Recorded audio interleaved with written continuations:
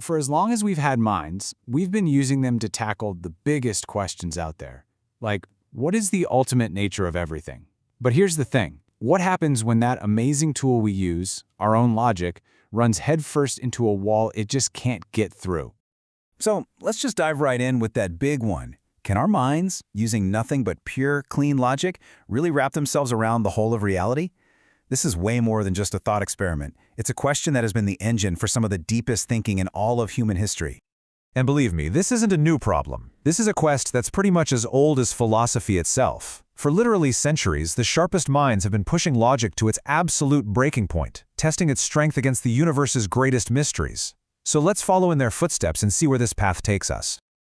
Okay, so to begin, we really have to appreciate just how incredibly ambitious the human intellect is.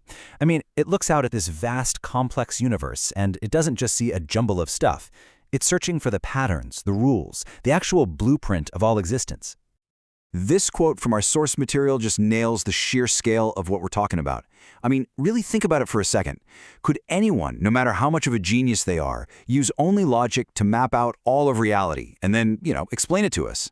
It's a staggering task, and it's right here, in trying to do this, that we start to see the first cracks appear.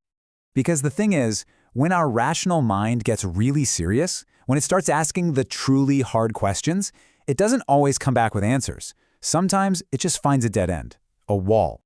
And our source gives us some perfect examples of questions that logic just seems to choke on. Like, how can a thing be moving and also be at rest at the same time? Logically, that's impossible, right? Or how do total opposites, hot and cold, light and dark, somehow come together to make one single working world? The more our logical mind tries to pull these threads apart, the more tangled the whole thing gets. And this is the core of the problem right here. The source describes the intellect as becoming completely debilitated and speechless. It's kind of like a computer that's been given a command it can't process. It just freezes. Our reason, as powerful as it is, hits an impasse. So is that it? Is it game over? Well, not exactly.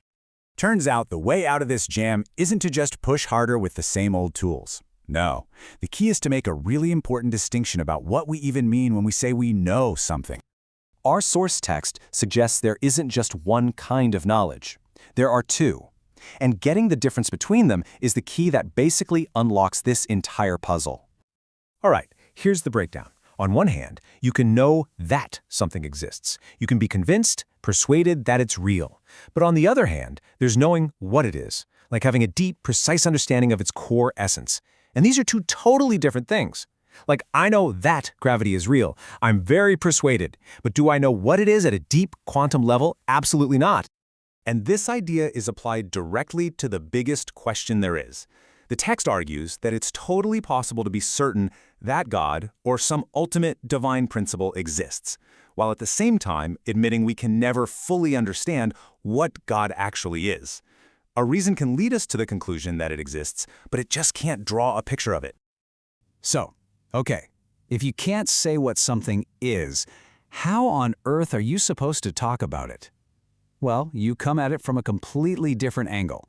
You start by listing all the things that it's not. This is the next logical hurdle, isn't it? If something is fundamentally beyond our ability to grasp, if it's beyond our language and our logic, how do you even start to get close to it? The method is sometimes called the way of negation. Instead of trying to add descriptions, you start taking them away. The source says this ultimate reality is without parts, without size, without any dimensions. It's not big or small. It doesn't move. It never began. See what's happening? By taking away all the limitations we're used to in our world, you start to gesture towards something that is, well, unlimited. You're defining it by everything it transcends. And this path, this process of stripping away all our concepts eventually leads us somewhere totally new, a place that's completely beyond the world of rational thought. The text talks about this journey as an ascent. It's like the mind is climbing a mountain, and as it gets higher, it has to leave behind its familiar tools, logic, perception, language, to reach a totally different kind of awareness, a new way of knowing. So what does this climb actually look like? Well, first, the mind starts by letting go of its concepts, saying it's not this, it's not that. Second, it rises above everything we can normally see or understand.